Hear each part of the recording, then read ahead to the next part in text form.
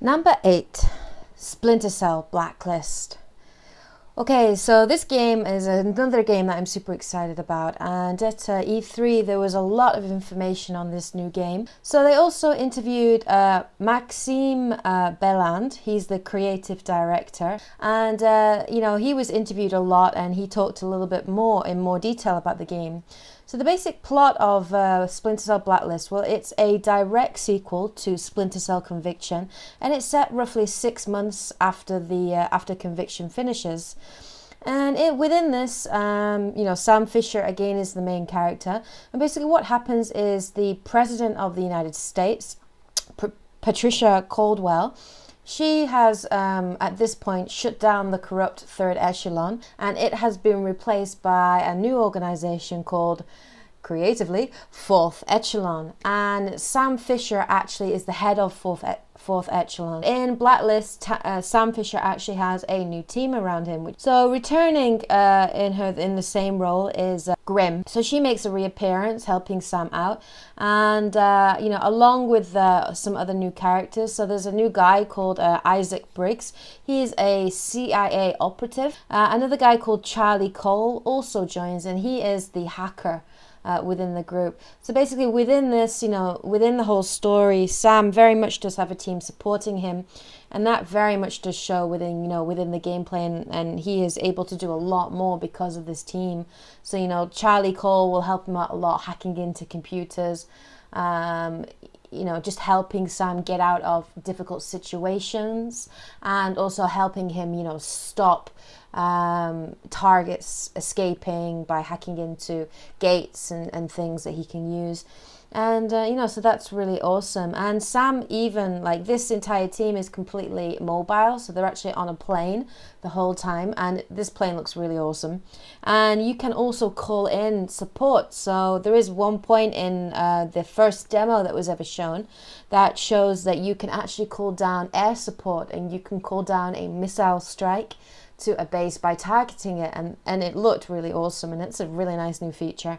So the story of the actual game, according to Maxime, there's a group of about 12 terrorists, and these are a group of from a group of rogue nations who are calling themselves the Engineers. And what they do within the game is they effectively give the American government an ultimatum. And this ultimatum is for the US government to take out their troops from the countries that they're stationed in around the world. And if they don't do this, that the Engineers are going to initiate a kind of deadly countdown of escalating attacks on United States assets, and probably ultimately on the United States itself. And this is called the Blacklist. And Fisher and his team are assigned to hunt down these terrorists and the Engineer, and to stop the Blacklist countdown before it reaches 0. And that is the basic premise of the game. So it sounds interesting. It sounds like a really nice idea. So let's get on to the actual gameplay, right? The meat of the game. So there was a lot of gameplay shown, and there was a playable demo at E3 that they did show a couple of elements are.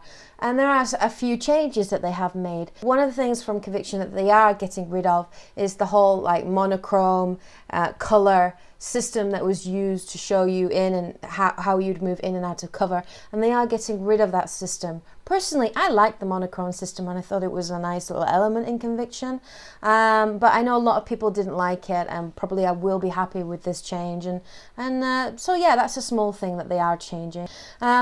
A couple of things that they did talk about is they did say that the stealth elements to the game have actually been improved, which is awesome. So they said you now have the ability to drag dead bodies and hide them within bins, so that enemy AI and enemy targets won't discover them, and it won't alert them to the fact that you are there. You also do have the ability to whistle and attract enemy AI, and that will help you attract them into a trap and take them down stealthily. which is great. Of course, there's the return of many gadgets. It is Sam Fisher, which so he's nothing without his gadgets. And there are some returning gadgets that were within the conviction, like the kind of snake cam that goes under the door, and the sticky cam is back.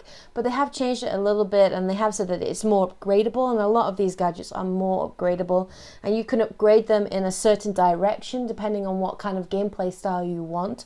Whether you want to go, in a kind of stealth way, or you really want to be more action oriented, or you want a little bit of both worlds. So they did say that one of the upgradable things that they did show for the sticky cam was sleeping gas, which looked really awesome. And you can also use the sticky cam, to mark enemy targets and so on. They also showed the spy goggles, of course, again, and this also is upgradable. And one of the upgrades that they showed within the game was something that looked really cool, which was called footprint tracking. So you can actually it will show you the route that the enemy will take, so you can actually anticipate the directions that they will go in, and you can use that to flank them and take them down in a stealthy manner, and that looked really awesome.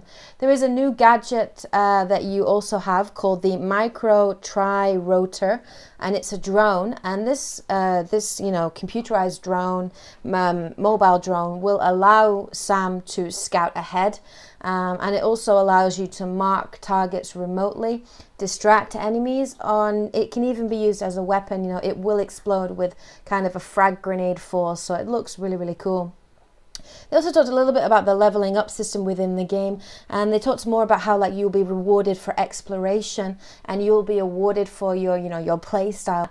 And while you're playing the game, you will be awarded points depending on how you complete a certain level or what actions you take, and you get awarded ghost action and panther points. And of course, the ghost points are worth a lot more because that is more difficult to do, to stay hidden completely, and that rewards you for your patience. And I think that's really great. I think that's awesome, and I like the sound of it. Mark and Execute is returning, which is great because I like that part, but it has been updated. They talked about how now it has 4 parts, and that you are able to fill these parts slowly through your gameplay, through kills and hand-to-hand takedowns. And this is great because it just means it can fill a lot more often, and you can use Mark and Execute a lot more regularly, if you want to. Another update to it as well is something called Killing in Motion, which is great.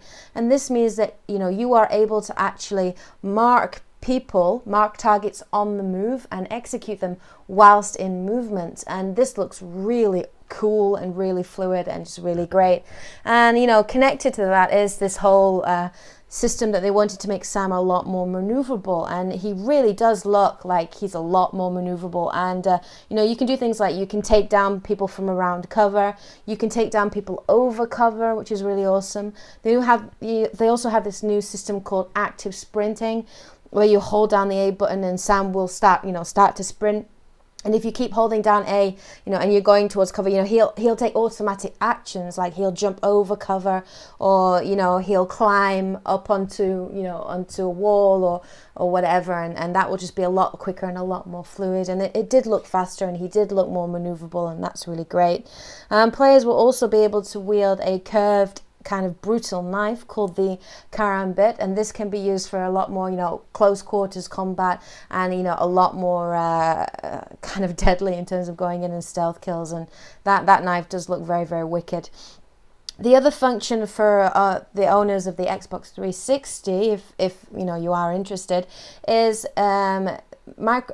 Splinter Cell Blacklist will have a Kinect function, and they said that this would be voice integration with the Xbox 360's Kinect, and you will be allowed to you will be able to use this to say things into the Kinect, which will allow you to distract enemies and then attack them.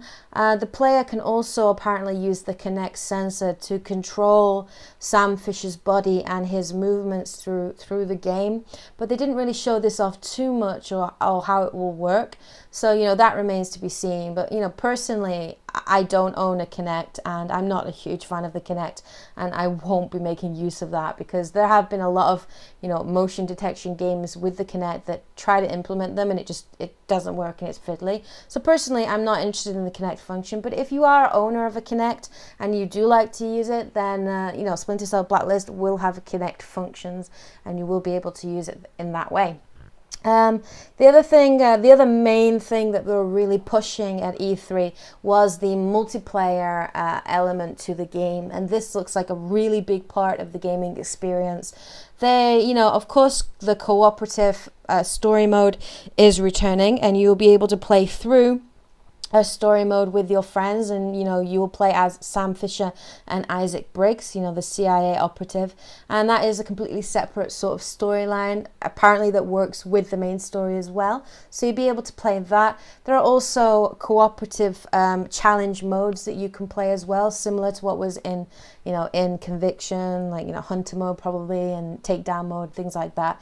But then a return to Splinter Cell, and has got me very, very excited and looks really great, is the Spy versus Merc game, and that is back, and it looks awesome. It looks really cool and very unique, the way in which they're doing it. So, you know, you have Spies versus Merc.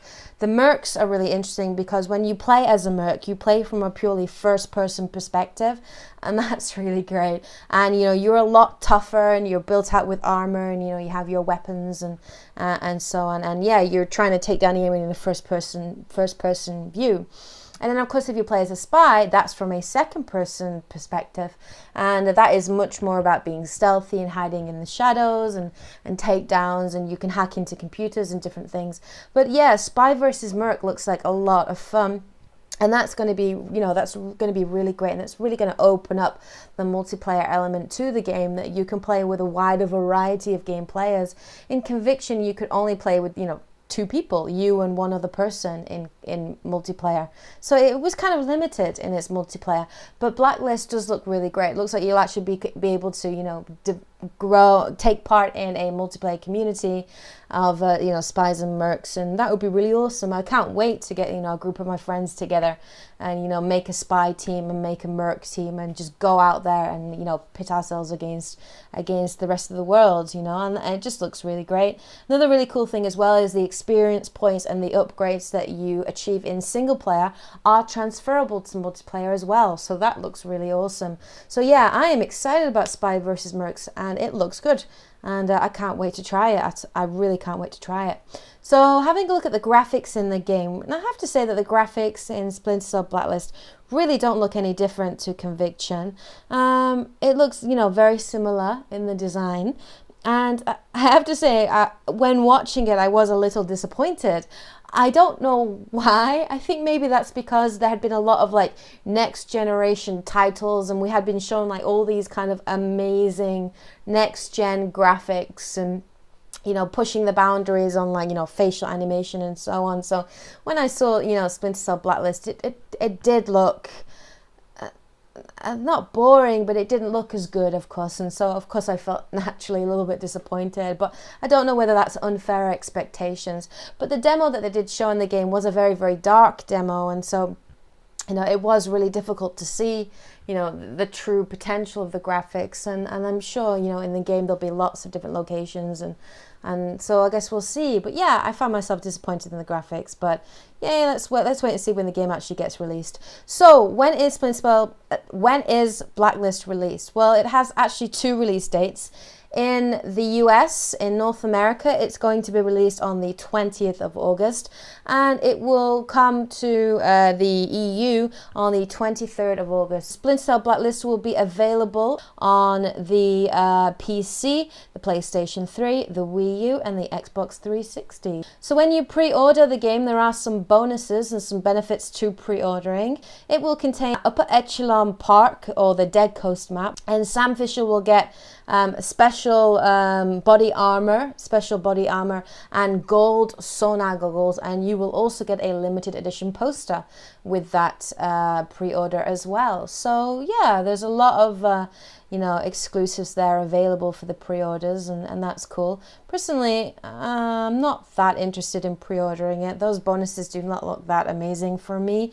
I would have liked more weapons available in the game. If there were some key weapons that you could get, or gadgets that you could get, unique gadgets and unique weapons you can only get by pre-ordering it, I would be totally interested in that. Or if there was, some kind of single player DLC, I would also be interested. Or skills that you can unlock, or so on. There are also a lot of special editions of Splinter Cell Blacklist that will be available to pre-order and buy. So I'm not going to give specific information about each special edition because there's a lot of content for each, but I will introduce you the names, and I'll put some images up here so you can see. So first up, there is the what's it called? It's called the Paladin special edition. So there's a slide of it right here. The next one that is available is called the 5th Freedom Edition, and the 5th Freedom Silver Edition. And then finally available will be the Upper Echelon Edition, and this actually will be available in purely digital form as well for you to download on the day of release. So these are all the special editions that will be available if you are at all interested in buying them. So yeah, so that is number 8 on my list. Number 8, Splinter Cell Blacklist. So I hope you guys enjoyed this this information video. So please, leave any comments below. I have questions for you guys as always. So have you played Splinter Cell Conviction? If you did you like that game? Did you enjoy it? Are you going to buy Splinter Cell Blacklist? And what elements in Splinter Cell Blacklist are you most excited about? Are you a single player game, or are you mostly going to focus on the multiplayer element to it? So please let me know what your thoughts are on those questions, or your thoughts on the video, and I'll catch you guys next time. So have a great day, guys, and I'll see you later.